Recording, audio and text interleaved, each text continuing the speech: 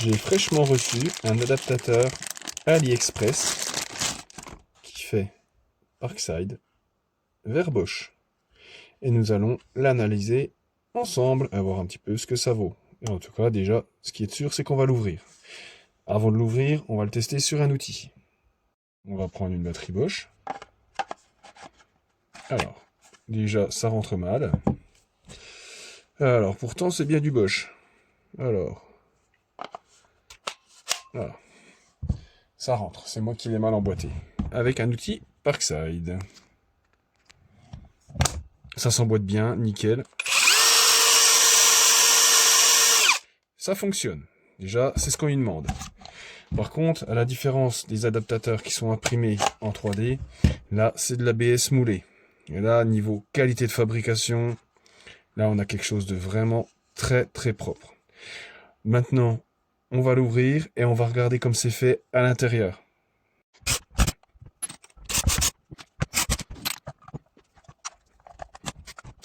Bon, comme vous avez pu remarquer, j'ai eu quelques petits soucis avec les vis, sans trop de gravité. Donc là, celle-ci, il y a deux fils qui sont connectés ici, comme vous pouvez constater, et une platine qui est ici. Donc ce qu'on va faire, c'est qu'on va défaire la platine, et on va regarder un petit peu comment c'est fait en dessous. J'ai vu qu'il y avait des adaptateurs qui venaient d'AliExpress qui avaient cramé, et on va voir un petit peu de plus près. Alors on va enlever ces deux petites vis qu'on a accès. Parce que à savoir que pour qu'un adaptateur fonctionne, il faut un shunt. Parce que l'outil a besoin d'une commande. Et là, cette commande, c'est ça qui le fait. R1. Ça doit être une résistance, si je dis pas de conneries, c'est 20 kΩ. Normalement, 12 kΩ, pardon. Je sais pas comment c'est référencé, je le verrai pas. J'arrive pas à faire la focale. De façon la plus simple, vous prenez un testeur, vous le mettez sur Home, et vous vous mettez avec vos pins, et vous attendez que ça se stabilise. Et là, comme vous pouvez constater, on va y arriver. Tout à l'heure, j'ai réussi. Voilà. C'est 10 kΩ. Donc en fait, il faut une résistance de 10 kΩ. Je crois que c'est entre 10 et 12 pour faire fonctionner l'outil. De manière à shunter la commande de démarrage qui est ici. Donc là, voilà, c'est sur cette borne-là. Alors moi, à mon point de vue, niveau qualité de fabrication, c'est marqué en plus, c'est référencé et tout. Je crois que ce qui crame sur ces modèles-là, c'est la piste. C'est la piste en elle-même qui tient pas.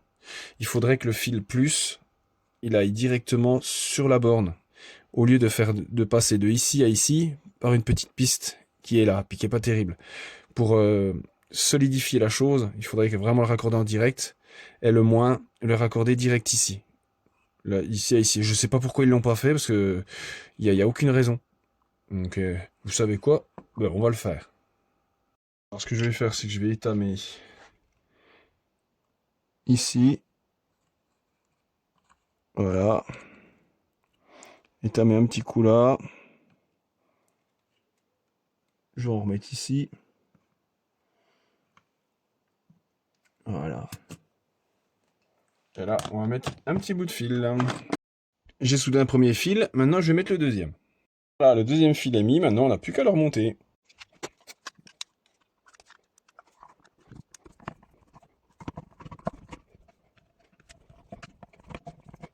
Du coup, il n'y a pas de raison que ça marche pas. Et là, imaginez, ça me crame ma batterie. Non, elle n'a pas cramé.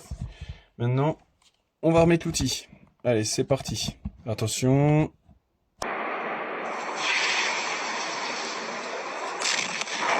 Non, je déconne.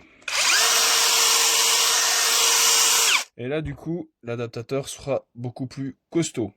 Ce qu'il faut pas oublier, quand vous mettez ce genre d'adaptateur, ça va shunter une partie du BMS de la batterie, parce qu'il n'y a plus la borne de démarrage. Donc s'il y a un gros déséquilibre des accus, des fois ça peut foutre le bordel. Normalement, c'est la carte de contrôle de l'outil qui gère ça. Mais en cas de surchauffe de batterie, ça sera shunté, ça, faites bien attention. J'aurais bien aimé trouver un adaptateur qui fait Parkside vers Parkside ancienne génération, mais je n'ai pas trouvé, malheureusement. J'espère que cette petite vidéo vous aura plu. Allez, tchuss, bonne soirée.